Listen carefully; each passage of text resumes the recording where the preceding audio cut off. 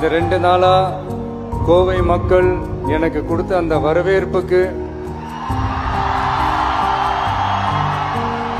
கோடான கோடி நன்றிகள். காவல்துறைக்கும் என்னுடைய நன்றியை தெரிவிச்சுக்கிறேன். இந்த காலேஜில் எங்களுக்கு இந்த 2 நாள் இந்த ஃபங்க்ஷன் பண்ணுறதுக்கு பெர்மிஷன் கொடுத்தவங்களுக்கும் இந்த நிர்வாகத்துக்கும் என்னுடைய நன்றியை தெரிவிச்சுக்கிறேன். மீண்டும் சந்திக்கும் வரை நன்றி, வணக்கம். தேங்க்யூ.